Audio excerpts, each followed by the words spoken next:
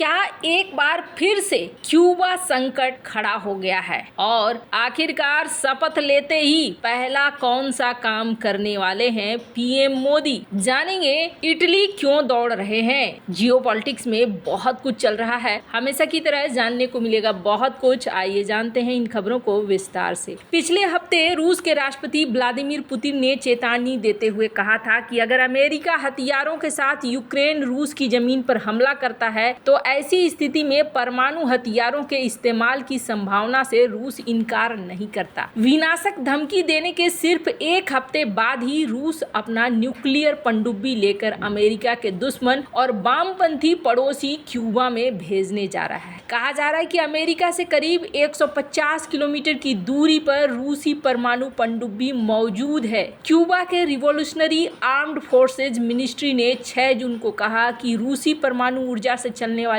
पनडुब्बी अगले सप्ताह हवाना पहुंच जाएगी। हालांकि क्यूबा ने यह भी कहा कि रूसी परमाणु पनडुब्बी में कोई परमाणु बम नहीं होगा। रिपोर्ट के मुताबिक रूसी कजान पनडुब्बी के अलावा 3 अन्य रूसी नौसैनिक जहाज, मिसाइल फ्रिगेट, एडमिरल गोर्स्कोव और एक तेल टैंकर भी क्यूबा पहुंचने वाला है। इससे पहले अमेरिका के एक बड़े अधिकारी ने 5 जून को मीडिया के सामने माना था कि रूस का इरादा कैरेबियन समुद्र में युद्धक जहाजों को भेजने वाला है, जिसमें क्यूबा और वेनेजुएला में भी रूसी जहाज रुकेंगे और संभवतः युद्धाभ्यास करेंगे। अमेरिका ने कहा है कि वो रूसी पनडुब्बी और जहाजों का काफी करीबी से निगरानी करेगा और इस बात को जानने की कोशिश करेगी कि क्या रूसी पनडुब्बी या जहाजों से अमेरिका को कोई खतरा तो नहीं है। इस दौरान अमेरिकी नौसेना की युद्धाभ्यास से स्थल के पास मौजूद होकर करीब से निगरानी करने की कोशिश करेगी। हालांकि अमेरिकी अधिकारियों ने यह माना है कि रूस की गतिविधियों से अमेरिका को कोई खतरा नहीं है, लेकिन रूस ने उस वक्त पनडुब्बी और जहाजों को अमेरिका के इलाके में भेजा है जब पुतिन ने साफ साफ शब्दों में चेतावनी दी है। अगर अमेरिका और पश्चिम की ये सोच है कि यूक्रेन को हथियार देकर वो रूस को नुकसान पहुंचाएंगे तो ये उनकी भ्रम होगी, क्योंकि ऐसी स्थिति में रूस अपने परमाणु हथियारों की तरफ देखेगा और किसी को रूस की इन बातों को मजाक नहीं मानना चाहिए। वहीं रिपोर्ट ये भी है कि अमेरिका ने भी अपने 20 अन्य नाटो देशों से बाल्टिक सागर में बैल्टॉप्स 24 एक महत्वपूर्ण नौसैनिक और विमानन अभ्यास शुरू करने जा रहा है और ये इलाका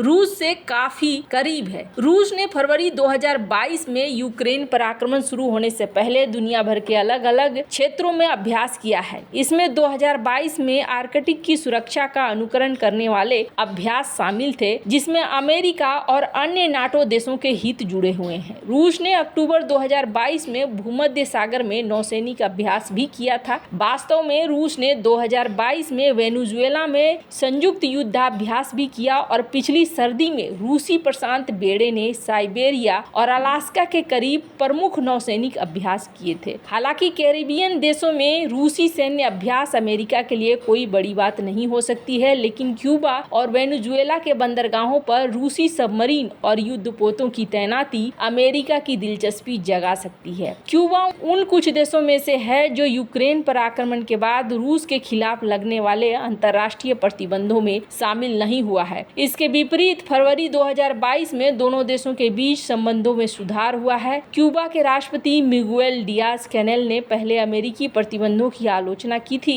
कुछ रिपोर्ट्स में कहा गया कि रूस पिछले साल की दूसरी छमाही से यूक्रेन के खिलाफ लड़ने के लिए क्यूबा के लोगों को भर्ती कर रहा है। वहीं एक और देश जिसने रूस के साथ सहयोग को मजबूत किया है वो है वेनेजुएला। ये रिश्ता कई सालों से चला आ रहा है और रूस ने पारंपरिक रूप से अमेरिकी हस्तक्षेप की निंदा की है। 2019 में रूसी विदेश मंत्रालय ने कहा था कि हमने वेनेजुएला के घरेलू मामलों में सभी हस्तक्षेपों के खिलाफ चेतावनी दी है, जिसमें वाशिंगटन ने वेनेजुएला के खिलाफ बल का उपयोग भी शामिल है, जो एक अंतर्राष्ट्रीय कानून का उल्लंघन है। आपको बता दें, क्यूबा इस वक्त कई तरह के संकट से भी जूझ रहा है। अभी हाल ही में ये खबर आई थी जिसमें हमने आपको बताया था कि क्यूबा को भारत ने 90 टन एपीआई भेजा है और ये एपीआई क्या काम करेगा, तो ये एपीआई दवा बनाने के काम में आएगा। और वैसे ही दूसरी तरफ चाइना की भी यहाँ पर प्रभाव को देखा जा जा रहा है चाइना ने भी यहाँ पर खास राजदूत से बातचीत की है, यानी क्यूबा के जरिए अमेरिका के ऊपर दबाव बनाने की कोशिश हो रही है। क्या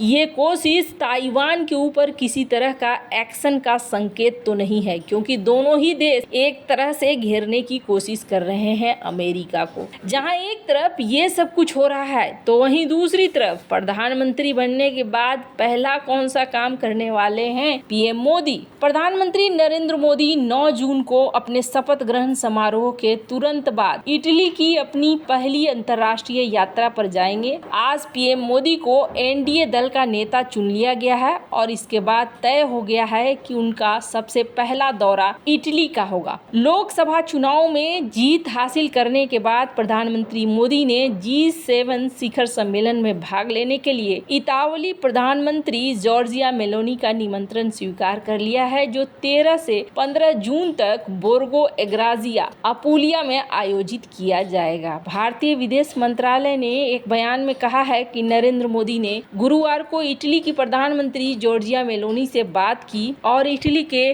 पुगालिया में आयोजित होने वाले G7 शिखर सम्मेलन आउटरीच सत्र में शामिल होने का निमंत्रण देने के लिए उन्हें धन्यवाद दिया। इस साल इटली G7 की अध्यक्षता कर रहा है। ये शिखर सम्मेलन global economic landscape, international trade, जलवायु परिवर्तन और रूस यूक्रेन युद्ध और इजराइल और हमास के बीच संघर्ष के प्रभावों जैसे महत्वपूर्ण मुद्दों पर ध्यान केंद्रित करेगा। G7 देशों में Canada, France, Germany, Italy, Japan, UK और अमेरिका शामिल है, जबकि यूरोपीय संघ अतिथि के रूप में चर्चा में भाग ले रहा है। अपनी यात्रा के दौरान पीएम मोदी अमेरिकी राष्ट्रपति और अन्य G7 नेताओं से भी मुलाकात करेंगे। शपथ ग्रहण समारोह समाप्त होने के बाद भारत का कूटनीतिक कार्यक्रम बहुत व्यस्त होने वाला है। G7 से पहले भारतीय विदेश मंत्री अक्टूबर में होने वाले ब्रिक्स शिखर सम्मेलन की तैयारी के लिए 11 जून को रूस में ब्रिक्स विदेश मंत्रियों की बैठक में भाग लेंगे। हालांकि अभी तक तय नहीं हुआ है कि भारत के अगले विदेश मंत्री कौन होंगे, लेकिन माना जा रहा है कि एस जयशंकर को ही इस बार भी विदेश मंत्रालय की जिम्मेदारी मिलने जा रही है। इसके अलावा उम्मीद है कि भारतीय प्रधानमंत्री जून के आखिरी हफ्ते में बांग्लादेश की प्रधानमंत्री शेख हसीना की मेजबानी करेंगे। उसके बाद जुलाई में कजाकिस्तान में एससीओ शिखर सम्मेलन में भाग लेंगे, जहां चुनाव के बाद उनकी मुलाकात चीनी राष्ट्रपति शी जिनपिंग से हो सकती है। यूक्रेन के राष्ट्रपति वोलोदिमीर जेलेंस्की ने भी प्रधानमंत्री नरेंद्र मोदी को उनकी चुनावी जीत के बाद बधाई संदेश में नई दिल्ली में आगामी शांति शिखर सम्मेलन में भाग लेने का आग्रह किया। जेलेंस्की ने वैश्विक मामलों में भारत की महत्वपूर्ण भूमिका और अस्थायी शांति प्राप्त करने के लिए सामूहिक प्रयासों के महत्व पर भी प्रकाश डाला है। हालांकि पीएम मोदी ने ये पुष्टि नहीं की है कि वो यूक्रेन शांति शिखर सम्मेलन में भाग लेंगे कि नहीं। इस साल मार्च में यूक्रेन के विदेश मंत्री दमित्री कुलेबा ने नई दिल्ली का दौरा किया था और भारतीय विदेश मंत्री एस जयशंकर से मुलाकात की थी। अपनी बातचीत के दौरान कुलेबा ने शांति शिखर सम्मेलन में भारत की भागीदारी के लिए अनुरोध दोहराया और इस बात पर जोर दिया कि भारत महत्वपूर्ण भूमिका निभा सकता है। हालांकि जयशंकर ने कुलेबा की अपील पर सार्वजनिक रूप से कोई टिप्पणी नहीं की, जिससे इस मामले पर भारत की स्थिति अस्पष्ट बनी रही है। भारत का कूटनीतिक नजरिया यूक्रेन में चल रहे संघर्ष के बीच उसके सावधानी पूर्वक संतुलन को दर्शाता है, क्योंकि भारत पश्चिमी देशों और रूस दोनों के साथ अपने संबंधों को प्रबंधित करता है। शांति शिखर सम्मेलन में भारत की भागीदारी का निर्णय अंतर्राष्ट्रीय कूटनीतिक हलकों में रुचि और अटकलों का विषय बना हुआ है। वैसे आपको क्या लगता है, इन सब मामले में आपकी क्या राय है, कमेंट कर जरूर बताएं। जल्द मिलते हैं अगले वीडियो में नई खबर के साथ।